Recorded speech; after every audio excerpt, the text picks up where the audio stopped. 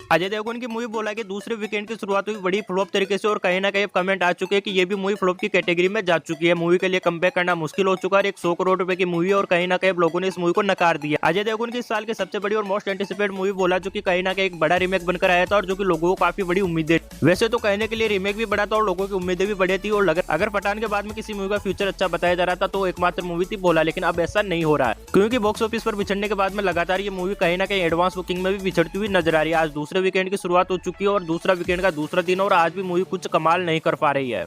आज भी जो एडवांस बुकिंग का डाटा है वो हमारे सामने आ चुका है। बॉक्स ऑफिस कलेक्शन का जो प्रेडिक्शन है वो भी हमारे सामने आ चुका है और कहीं ना कहीं मूवी ने दम तोड़ दिया है। साल 2023 की बात करें तो बॉलीवुड में किसी भी मूवी ने कुछ कमाल नहीं कर पाया और लगातार जो रुपए हैं वो डूबते हुए नजर आ रहे थे। 100 करोड़ रुपए के मेगा बजट की मूवी थी और उनका जो लाइफ टाइम कलेक्शन था वो 20 करोड़ रुपए को भी नहीं हिट कर पाया था। उनमें भी एक सब कॉमन था, वो भी कहने के लिए एक तरीके से रीमेक थी और वो भी बड़े सुपरस्टारों के बड़े रीमेक थे, लेकिन फिर भी कुछ कमाल नहीं कर पाए। लेकिन इसी रीमेक में एक बड़े रीमेक की गूंज उठ रही थी जिसका नाम था बोला। जब इस मूवी का टीजर रिलीज किया गया था तो लोगों ने काफी बड़ी उम्मीदें छोड़ दी थी और कह दिया था कि ये मूवी ब्लॉकबस्टर रहेगी और 200 से 300 करोड़ रुपए कलेक्शन तो इजीली कर लेगी और कलेक्शन करना बनता भी था क्योंकि टीजर और ट्रेलर ने जो हमें चीजें दिखाई थी वो हॉलीवुड को टक्कर दे रही थी। पहला तो जो मूवी बनाने वाले थे वो खुद अजय देवगन साहब थे, उनके बाद में जो डायरेक्शन थी वो उनकी बाप लेवल की हो। जब भी कोई बड़ी मूवी रिलीज होती है तो उसकी रिलीज से 5 दिन पहले एडवांस बुकिंग को ओपन कर दिया जाता है और इस मूवी के साथ भी वैसा ही होता हुआ नजर आया था। जब 26 मार्च को इसकी एडवांस बुकिंग को ओपन किया था कहीं ना कहीं मूवी पिछड़ चुकी। जब इस मूवी की एडवांस बुकिंग ओपन नहीं हुई तो उससे पहले एक कमेंट आया था कि मूवी की जो कंप्लीट एडवांस बुकिंग होगी वो 7 से 8 करोड़ रुपए की होगी, लेकिन जो पहले दिन की जो कंप्लीट एडवांस बुकिंग आई थी वो आई थी 2 करोड़। अब 2 करोड़ रुपए के साथ ये मूवी कुछ कमाल नहीं करने वाली थी और 35 करोड़ रुपए जो कलेक्शन था वो आधा हो चुका था। लोगों को लग रहा था कि ये मूवी अब कुछ कमाल नहीं करेगी। ना क्या था कि अजय देवगन जैसे मेगा स्टार की ये मूवी थी तो 6000 इसे शोज देखने को मिले थे और इसे सिनेमा ग्रुप में रिलीज किया गया। उसके बाद में शाम का नंबर आया और आता उसके कलेक्शन की बारी। जो कलेक्शन की बारी आई वो 11 करोड़ रुपए है और कहीं ना कहीं लोग इस मूवी से निराश हो चुके थे। जो कलेक्शन 33 करोड़ रुपए 35 करोड़ रुपए के आसपास था वो 11 करोड़ रुपए के आसपास ही आया।